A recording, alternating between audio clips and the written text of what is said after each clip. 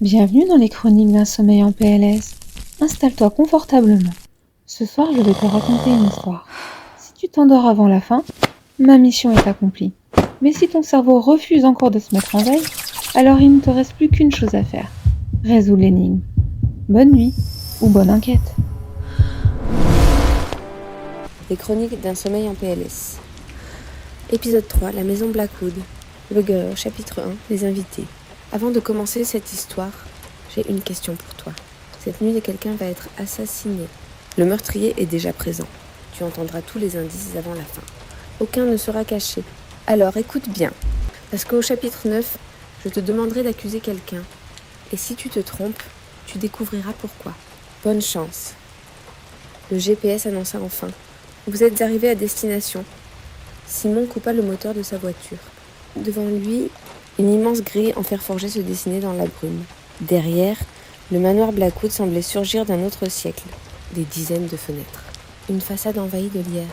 Des statues couvertes de mousse. Et un silence presque irréel. Simon souffla. Bon, soit je passe la meilleure soirée de ma vie, soit je deviens le personnage secondaire qui meurt au bout de 15 minutes. Il descendit de voiture. À peine eut-il fermé la portière. Un chat noir traversa lentement l'allée. Il s'arrêta, le fixa, puis repartit tranquillement. Simon sourit. « Toi, j'espère que t'es juste un chat. » Une voix derrière lui répondit. « Il s'appelle Salem. » Simon se retourna. Une jeune femme s'approchait. Longs cheveux bruns, des yeux verts qui semblaient presque lumineux malgré la nuit. Le chat vint aussitôt se frotter contre ses jambes. « Tu le connais ?» demanda Simon. « Pas vraiment, mais il fait ça avec tout le monde. » Elle tendit la main. Émilie, Simon. Ils commencèrent à marcher côte à côte jusqu'au manoir. Le silence dura quelques secondes. Puis Simon demanda « Alors, pourquoi t'as accepté l'invitation ?» Émilie sourit. « Parce que j'adore les maisons hantées. » Simon s'arrêta. « Sérieusement, depuis toute petite, les fantômes, les vieux manoirs, les slashers, les films qui te mettent mal à l'aise pendant 3 jours. » Simon éclata de rire. « Attends, Scream ou Halloween ?» Scream. Excellent choix. Resident Evil ou Silent Hill? Emily réfléchit. Silent Hill. Simon leva le pouce. Là, on devient officiellement amis. Et Camelot? Simon prit un air faussement choqué. Si tu réponds, non, je repars. Emily sourit. Évidemment que j'aime Camelot. Simon soupira de soulagement. Incroyable. Je rencontre quelqu'un devant un manoir hanté et on débat déjà de Camelot. La soirée commence bien. Ils arrivèrent devant l'immense porte d'entrée, avant même qu'ils frappent. Elle s'ouvrit lentement. Un homme d'une 60aine d'années, parfaitement habillé, les accueillit avec un léger sourire. « Bonsoir, je suis Arthur, le majordome de la famille Blackwood. Soyez les bienvenus. » Ils pénétrèrent dans le hall. Simon leva immédiatement les yeux. Une immense cheminée, 2 escaliers monumentaux, une bibliothèque qui montait jusqu'au plafond, des tableaux anciens, et surtout, une gigantesque horloge. Ses aiguilles étaient figées. « Le 12. » Simon la désigna. « Elle est cassée ?» Arthur répondit calmement. « Depuis 30 ans, Monsieur Blackwood refuse qu'on la répare. »« Pourquoi ?» Le majordome regarda l'horloge quelques secondes.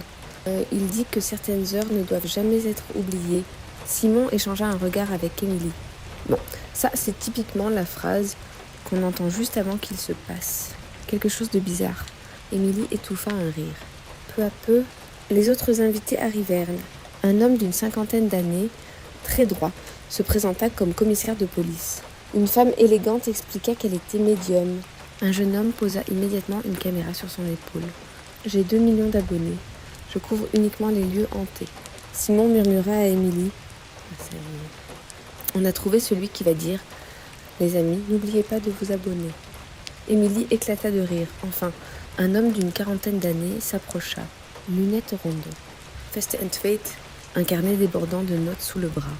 Antoine Delmas, historien. Je travaille depuis 15 ans sur l'histoire de cette demeure. Simon lui serra la main. Donc si un fantôme apparaît, on se cache derrière vous. L'historien sourit poliment. Je crains que mes diplômes ne servent à rien contre les fantômes. Au même moment, un homme élégant descendit le grand escalier. Cheveux grisonnants, sourire chaleureux. Il dégageait immédiatement quelque chose de rassurant. Bonsoir à tous. Je suis Victor Blackwood. Merci d'avoir accepté mon invitation. Avant toute chose, je dois vous présenter mes excuses. 2 invités devaient être parmi nous ce soir, Thomas et Morgane. Arthur tendit 2 enveloppes à Victor. Victor ouvrit la première. Thomas s'excuse. Son nouveau roman vient de sortir. Il est actuellement en séance de dédicace. Simon leva les yeux au ciel. Franchement, il préfère signer des livres plutôt que visiter un manoir hanté. J'appelle ça un mauvais sens des priorités. Quelques invités rirent. Victor ouvrit la seconde lettre. Morgane, quant à lui, Arthur, je vous laisse lire. Le majordome déplia soigneusement la feuille. Je viendrai avec plaisir si le buffet contient suffisamment de chocolat et si quelqu'un peut me confirmer qu'il existe un protocole officiel en cas d'apocalypse zombie. Un silence. Simon leva lentement la main. Je connais pas ce monsieur, mais je sens qu'on pourrait partir en vacances ensemble. Toute la salle éclata de rire. Même Arthur laissa apparaître un léger sourire. Lorsque le calme revint, Victor observa chacun des invités. Son visage devint plus sérieux. Si je vous ai réunis ce soir, ce n'est pas par hasard. J'ai quelque chose d'important à vous annoncer. Quelque chose qui concerne directement l'un d'entre vous. Un silence pesant tomba immédiatement sur la pièce. Le youtubeur baissa sa caméra. Le policier fronça les sourcils. La médium cessa de sourire. Même Simon sentit une étrange tension. Victor poursuivit calmement. Mais pas tout de suite. Nous dînerons d'abord ensemble. Puis, avant minuit, toute la vérité sera révélée. À cet instant précis, les lumières vacillèrent, 1 fois, 2 fois, puis revinrent à la normale. Personne ne parla. Victor leva lentement les yeux vers la vieille horloge, toujours figée sur G12. Son sourire avait disparu. Et, pendant une fraction de seconde, Simon eut l'impression que Victor venait d'avoir peur. Le fin du chapitre 1. Les chroniques d'un sommeil en PLS. Épisode 3, la maison Blackwood. J2With, chapitre 2, les secrets autour de la table. Victor invita chacun à passer dans la salle à manger. La pièce semblait tout droit sortie d'un vieux film. Une immense table en chêne. Une cheminée où crépitait un feu discret. De lourds rideaux rouges. Des portraits dont les regards semblaient suivre les invités. Simon tira sa chaise. Franchement, si un portrait cligne des yeux, je demande immédiatement l'addition. Émilie sourit. T'as peur des fantômes? Non, des factures d'hôpital. C'est différent. Arthur commença à servir le repas. L'ambiance était étonnamment chaleureuse. Pendant quelques minutes, on aurait presque oublié où il se trouvait. Le youtubeur leva son verre. À cette nuit, j'espère qu'on verra enfin un vrai fantôme. Le commissaire soupira. Personnellement, j'espère surtout qu'on ne verra rien du tout. La médium sourit. Les esprits ne se montrent jamais à ceux qui les défient. Simon murmura discrètement à Émilie. Ça marche aussi avec les impôts? Elle éclata de rire. Victor observait tout le monde, sans presque parler, comme s'il attendait quelque chose. Émilie le remarqua. Vous avez l'air préoccupé. Victor leva les yeux. Je réfléchis simplement à la meilleure façon de dire certaines choses. L'historien répondit aussitôt. La vérité est rarement agréable. Victor soutint son regard. Mais elle reste nécessaire. Un silence s'installa, très bref, mais suffisamment étrange pour que Simon le remarque. Le repas reprit. Le youtubeur sortit discrètement son téléphone. Excusez-moi. Juste une petite photo. Victor répondit immédiatement. Je préférerais que rien ne soit publié avant demain. Pourquoi?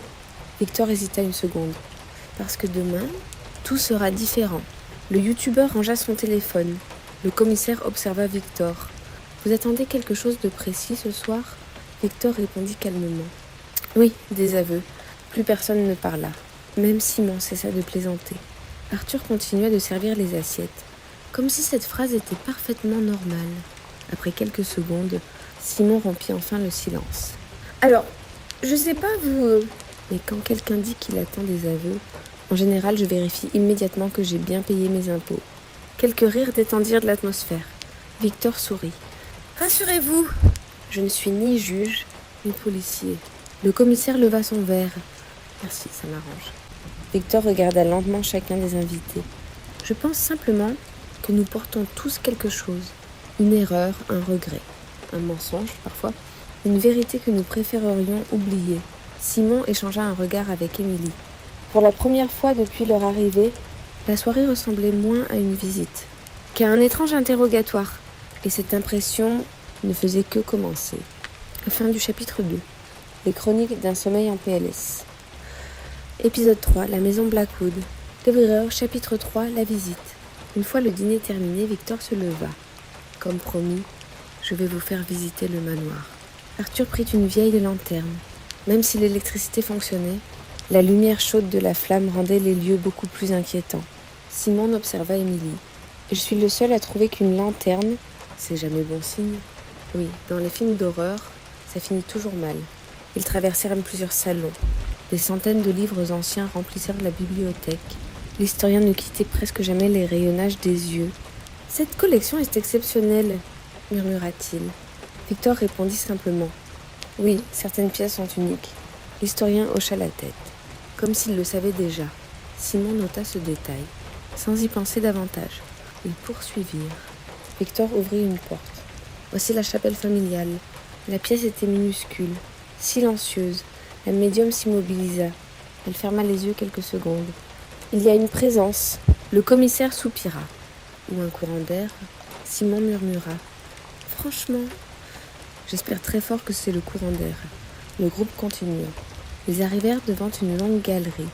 Au bout, une vieille porte en bois était condamnée par une chaîne. Victor expliqua. Cette aile est fermée depuis des années. Personne n'y entre. L'historien regarda immédiatement la porte, puis déclara presque machinalement.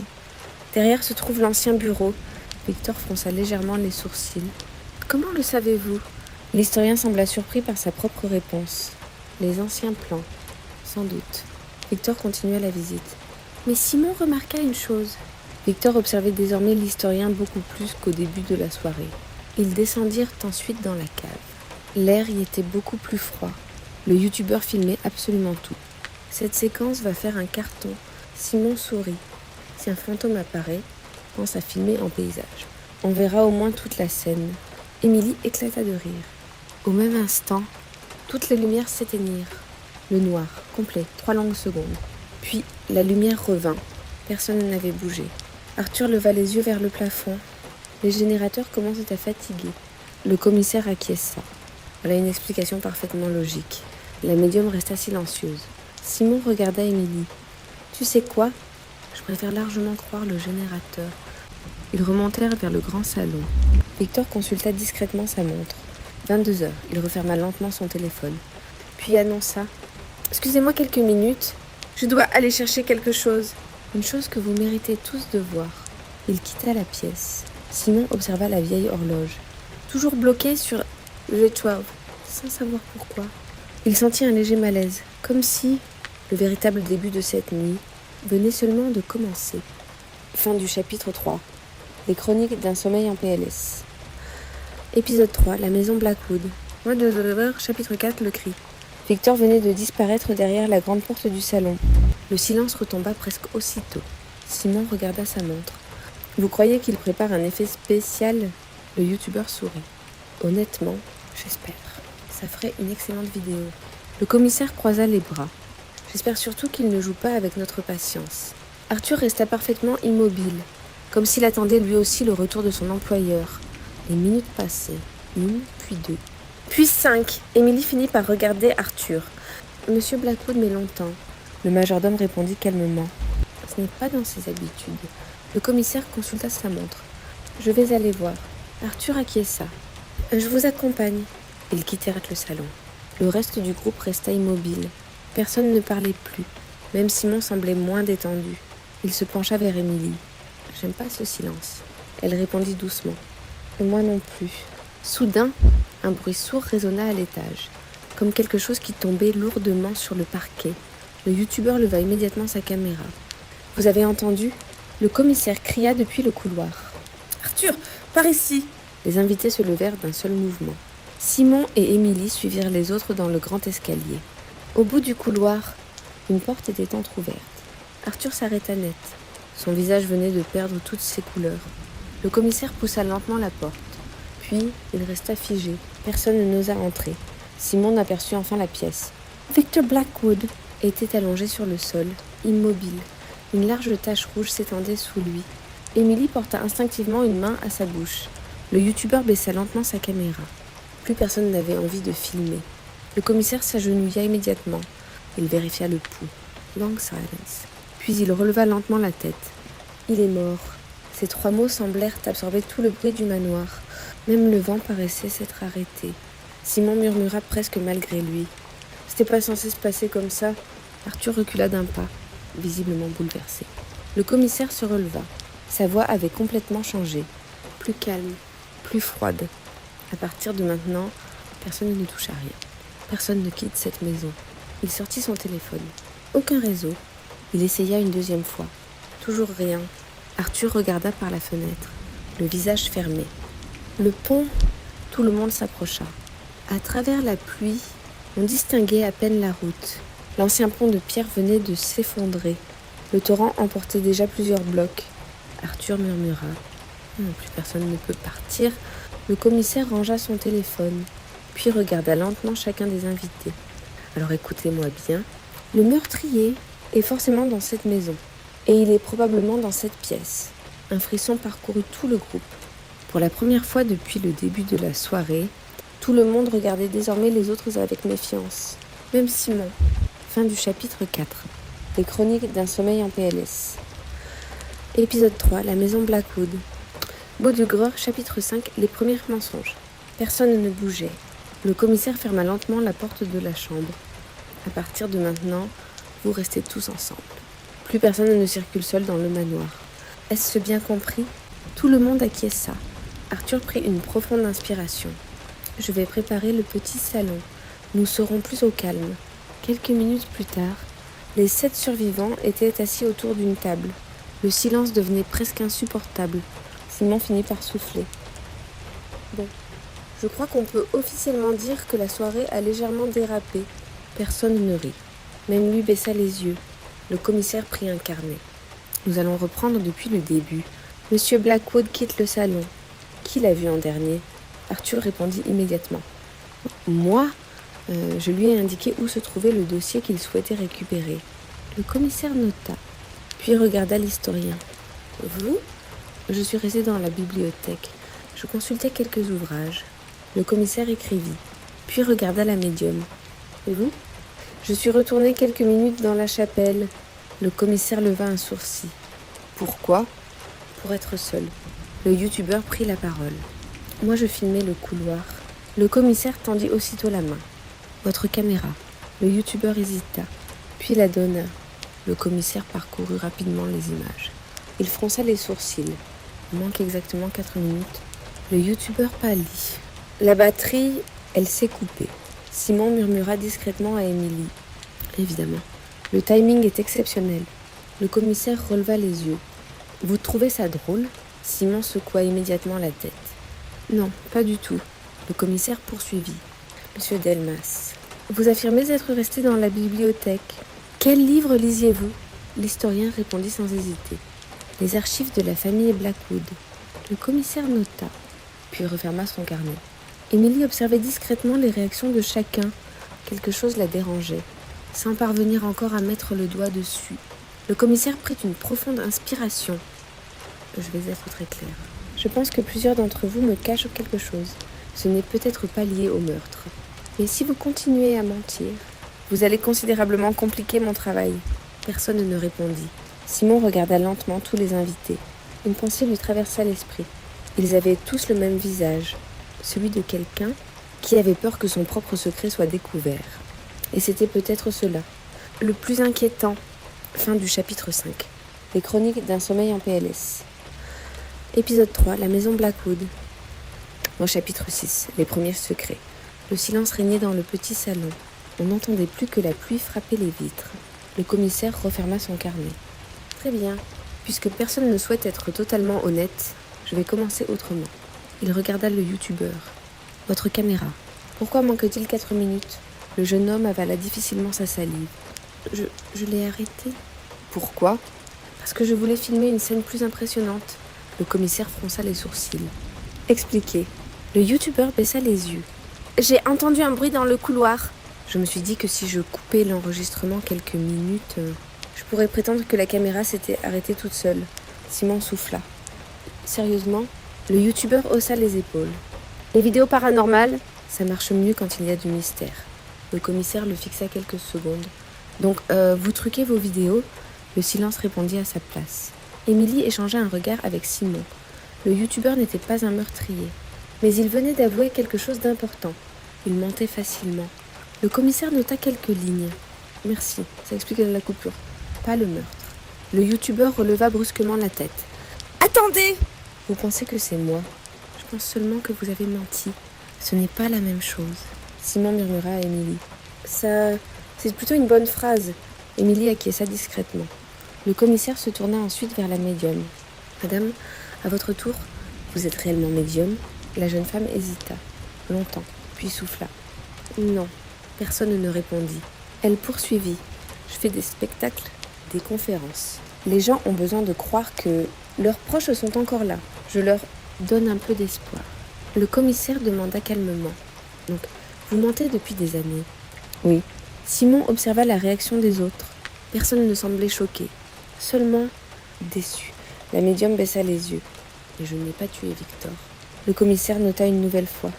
Encore un secret, encore un mensonge. Toujours aucun meurtrier. Simon regarda Émilie. Tu remarques un truc? Oui. Ils cachent tous quelque chose, mais leurs secrets n'ont aucun rapport entre eux. Simon hocha lentement la tête. C'est exactement ce qui me fait peur. Le commissaire referma son carnet. Nous reprendrons demain matin.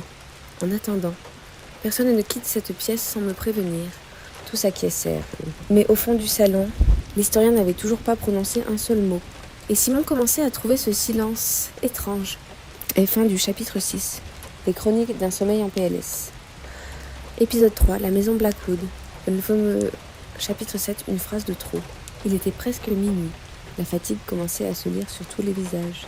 Arthur apporta du café. Personne n'y toucha. Simon observait discrètement les invités. Depuis 1 heure, il avait cessé de chercher un coupable. Il cherchait simplement celui qui jouait le mieux la comédie. Émilie murmura. « Tu fixes l'historien depuis 5 minutes. »« Je sais. »« Pourquoi ?» Simon hésita. « J'en sais rien. Quelque chose me dérange. » Sans réussir à dire quoi. Au même moment, le commissaire releva la tête. « Monsieur Delmas, j'aimerais revenir sur votre déclaration. » L'historien sourit poliment. « Bien sûr, vous avez affirmé ne presque pas connaître cette maison. » Exact. Le commissaire consulta ses notes. Pourtant, pendant la visite, vous avez immédiatement reconnu la porte de l'ancien bureau. L'historien répondit calmement. Les anciens plans. Je les ai étudiés. Le commissaire acquiesça. D'accord. Simon continua de l'observer. Toujours cette impression étrange. Comme si une pièce du puzzle manquait. Quelques minutes plus tard, Arthur demanda. Quelqu'un souhaite encore visiter une chambre avant d'essayer de dormir? L'historien répondit presque machinalement. Les chambres du 2e étage sont plus chaudes. Puis, il s'interrompit. Le silence tomba. Victor n'était plus là. Personne n'avait parlé des chambres du 2e étage. Le commissaire leva lentement les yeux. « Comment le savez-vous » L'historien répondit immédiatement. Je l'ai lu dans des témoignages. Arthur fronça les sourcils. C'est impossible. Aucun livre ne parle du chauffage du manoir. L'historien ne répondit pas. Simon sentit un frisson lui parcourir le dos. Pour la première fois, une réponse ne semblait pas seulement étrange. Elle semblait impossible. Émilie se pencha vers Simon, très doucement. « Tu crois que c'est lui ?» Simon secoua la tête. « Non, je crois juste qu'il vient de dire quelque chose qu'il n'aurait jamais dû savoir. » Et pendant que tous les regards étaient tournés vers l'historien, personne ne remarqua le vieux chat noir, assis devant la porte de la bibliothèque, immobile, comme s'il attendait que quelqu'un vienne enfin l'ouvrir. Fin du chapitre 7. Les chroniques d'un sommeil en PLS. Épisode 3. La maison Blackwood. Chapitre 8. Les pièces du puzzle. La pluie tombait toujours avec la même violence. Les rafales secouaient les vitres. Personne n'avait quitté le petit salon. Le commissaire avait insisté. Jusqu'à l'arrivée des secours. Personne ne reste seul. Simon regardait les flammes danser dans la cheminée. Puis il souffla. J'ai l'impression qu'on tourne en rond. Personne ne répondit. Émilie fixait son carnet.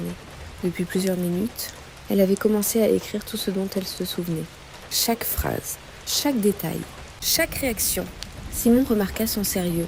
« Tu fais quoi ?» « J'essaie de remettre la soirée dans l'ordre. »« Ça donne quoi ?» Émilie posa son stylo. « Tout le monde ment. » Ça, on le savait. « Oui, mais pas de la même manière. » Simon fronça les sourcils. « Explique. » Elle prit une profonde inspiration. Le youtubeur, il ment pour paraître intéressant. La médium, elle ment pour vivre de son métier. Arthur, il ment parce qu'il a honte de voler son employeur. Le commissaire, il cache une ancienne faute professionnelle. Simon acquiesça. Jusque-là, tiens. Émilie poursuivit. Mais il y en a un qui ment uniquement quand on parle du manoir. Simon releva lentement la tête. Son regard croisa celui de l'historien, toujours silencieux, toujours calme, toujours parfaitement maître de lui. Le commissaire consulta de nouveau ses notes. « Monsieur Delmas, j'aimerais revenir sur quelques réponses. » L'historien sourit. « Je vous écoute. Pendant la visite, vous avez reconnu l'ancien bureau. Les plans. Et puis vous avez parlé des chambres du 2e étage. Les archives. » Le commissaire referma son carnet. « Vous avez toujours une explication. » Parce qu'il y en a une. Simon observait discrètement la scène. Quelque chose le dérangeait, sans savoir quoi. Le silence retomba. Puis Simon leva brusquement la tête. « Attendez !» Tout le monde se tourna vers lui. « Vous vous souvenez de la bibliothèque ?» Personne ne répondit. Simon continua. Quand Victor a parlé des documents, « Monsieur Delmas, vous avez dit, les archives ne mentent jamais. » L'historien acquiesça. Exact. Simon poursuivit. Sauf que Victor n'avait jamais prononcé le mot archive. Le silence. L'historien ne répondit pas. Simon se tourna vers Émilie. Tu t'en rappelles ? Elle réfléchit. Puis ses yeux s'agrandirent. Oui, il avait seulement dit les documents. Le commissaire se redressa. Vous êtes sûr ? Simon acquiesça. Certain. L'historien répondit immédiatement. Vous devez confondre. Simon secoua la tête. Non, je me trompe souvent. Mais pas là. Émilie ouvrit son carnet. Elle relisait les quelques notes prises pendant le dîner. Puis elle murmura. Simon, tu as raison. Victor n'a jamais parlé d'archives. Le commissaire fixa l'historien. Intéressant. L'historien garda son calme. Ce n'est qu'un mot. Le commissaire répondit doucement. Peut-être. Ou peut-être pas. Simon sentit son cœur accélérer. Quelque chose se dessinait, enfin. Mais ce n'était toujours pas suffisant. Il manquait encore une pièce. À cet instant, un bruit de verre brisé résonna dans le couloir. Tous sursautèrent. Le commissaire dégaina immédiatement son arme. Personne ne bouge. Arthur pâlit. Le vent, sans doute. Le commissaire ouvrit lentement la porte. Le couloir était vide. Une vieille photographie était tombée du mur. Le verre avait explosé sur le parquet. Simon ramassa le cadre. Une photo ancienne. Le manoir et devant un groupe d'hommes. L'historien regarda instinctivement l'image. Son visage changea. À peine une seconde. Et Simon le vit. Une peur, rapide, presque invisible. Puis elle disparut. Simon tendit la photographie à Arthur. « Vous connaissez ces hommes ?» Le majordome observa longuement le cliché. « Oui, ils ont travaillé ici. Il y a très longtemps. » Simon regarda l'historien. « Et vous ?»« Non, je ne les connais pas. » Sa réponse fut immédiate. Trop immédiate. Émilie fronça légèrement les sourcils. Puis elle observa la photographie une seconde fois. Quelque chose n'allait pas. Mais quoi ? Elle leva les yeux vers Simon. Tu as remarqué ? Quoi ? Depuis le début. Chaque fois que Victor parlait de vérité, Monsieur Delmas regardait toujours la même chose. Quoi donc ? Elle désigna la bibliothèque. Les vieux registres. Simon resta silencieux. Puis il souffla. Je crois qu'on est en train de chercher au mauvais endroit. Le commissaire referma lentement son carnet. Moi aussi. Il regarda tous les invités, puis déclara d'une voix calme. Je pense que le meurtrier n'a pas seulement peur de la police. Il a peur d'un document. Le silence qui suivit sembla durer une éternité. Et, pour la première fois depuis le début de la nuit, l'historien détourna les yeux. Fin du chapitre 8. Les chroniques d'un sommeil en PLS. Épisode 3, la maison Blackwood. Le Goro, chapitre 9, à toi de jouer. Le petit salon était devenu silencieux. Plus personne ne parlait. Même le feu dans la cheminée semblait crépiter moins fort. Le commissaire referma lentement son carnet, puis regarda chacun des invités. Nous allons reprendre une dernière fois. Personne ne quitte cette pièce. Personne ne ment. Est-ce clair ? Tous acquiescèrent. Simon fixait toujours l'historien, sans vraiment comprendre pourquoi. Quelque chose ne collait plus. Émilie brisa finalement le silence. J'ai l'impression que tout le monde regarde les mauvais secrets. Le commissaire fronça les sourcils. Comment ça ? Émilie posa son carnet sur la table. Regardez, le youtubeur ment. Mais son mensonge explique seulement pourquoi il manque 4 minutes de vidéo. La médium ment. Mais son mensonge explique seulement son métier. Arthur ment. Mais son mensonge explique uniquement les petits vols. Elle regarda le commissaire. Vous cachez une ancienne erreur, mais elle n'a aucun lien avec Victor. Le commissaire acquiesça doucement. Simon reprit. Depuis le début, on cherche quelqu'un qui ment, alors que tout le monde ment. Le problème, ce n'est pas le mensonge, c'est la raison du mensonge. Émilie hocha la tête. Exactement. Elle se tourna lentement vers l'historien. Monsieur Delmas, tous vos mensonges concernent uniquement le manoir. Le silence retomba. L'historien resta parfaitement calme. Je ne vois pas où vous voulez en venir. Simon continua. Au début de la soirée, vous avez corrigé Victor sur une date. Puis vous avez reconnu un bureau condamné. Ensuite, vous avez parlé des chambres du 2e étage. Après, vous avez utilisé le mot archive alors que Victor n'en avait jamais parlé. Puis, vous avez prétendu ne connaître presque rien de cette maison. Le commissaire leva lentement les yeux. L'historien ne répondit toujours pas. Émilie poursuivit. Individuellement, ces détails ne veulent rien dire. Ensemble, ils racontent une histoire. Simon acquiesça. Vous connaissez cette maison. Beaucoup mieux que vous voulez le faire croire. Arthur observa l'historien. Je travaille ici depuis 35 ans. Et même moi, je ne connais pas certaines choses que vous semblez connaître. L'historien esquissa un sourire. Vous construisez une théorie, pas une preuve. Le commissaire répondit calmement. C'est vrai, pour l'instant. Simon regarda la vieille horloge, toujours bloquée sur 23h12 à 3h. Puis il souffla. Il manque encore quelque chose. Émilie réfléchissait, encore, toujours. Puis, ses yeux s'écarquillèrent. Simon, le dossier. Tout le monde se tourna vers elle. Quel dossier ? Celui que Victor est allé chercher. Elle regarda Arthur. Il était où ? Le majordome répondit sans hésiter. Dans le vieux coffre de la bibliothèque. Émilie fronça les sourcils. Alors, comment M. Delmas pouvait-il savoir que Victor parlait d'archives, avant même que le dossier soit ouvert ? Le silence. Personne ne bougea. L'historien resta immobile. Simon sentit un frisson lui parcourir le dos, puis il se leva lentement. Il regarda chacun des invités. Enfin, il fixa directement l'historien. Je crois qu'on a enfin compris une chose. Le commissaire demanda. Laquelle ? Simon inspira profondément. Le meurtrier n'avait pas peur que Victor parle. Il avait peur de ce qu'il allait montrer. Un long silence suivit. Puis Simon se tourna vers toi. Oui, toi. Et il sourit. Bon, si tu écoutes cette histoire depuis le début, tu as maintenant exactement les mêmes informations que nous. Aucune ne t'a été cachée. Alors avant que le commissaire continue, je te pose une question. Qui a tué Victor Blackwood ? Et surtout, pourquoi ? Prends quelques secondes. Repense à tous les dialogues, à toutes les contradictions, à tous les petits détails. Parce que la prochaine fois que je parlerai, je donnerai la réponse. Et tu verras si tu avais raison.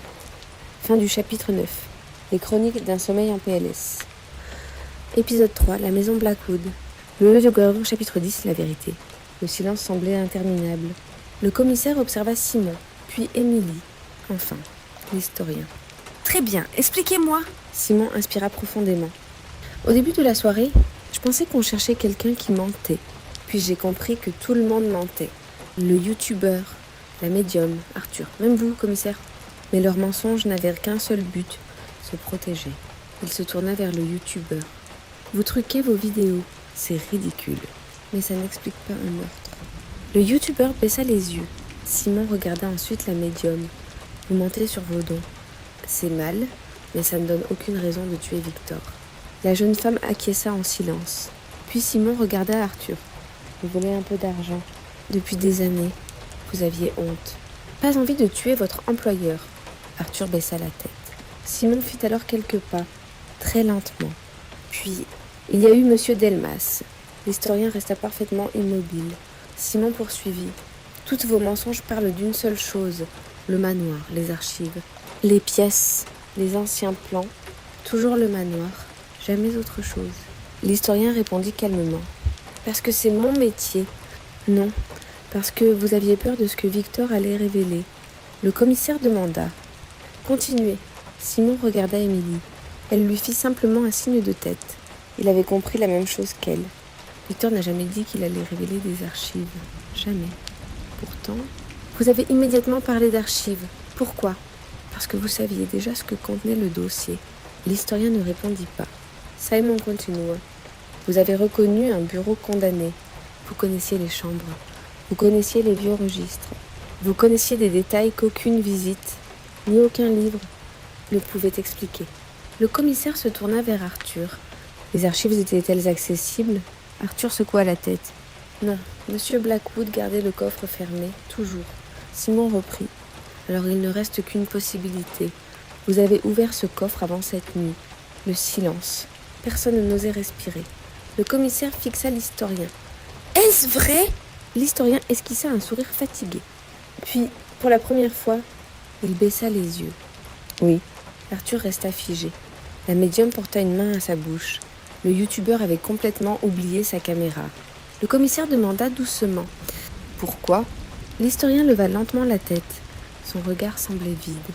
Parce que toute ma vie repose sur un mensonge. Il inspira profondément. Il y a 20 ans, j'ai découvert des copies incomplètes d'anciens documents. Je les ai complétées. Au début, je voulais seulement combler quelques lignes manquantes. Puis, les livres sont arrivés.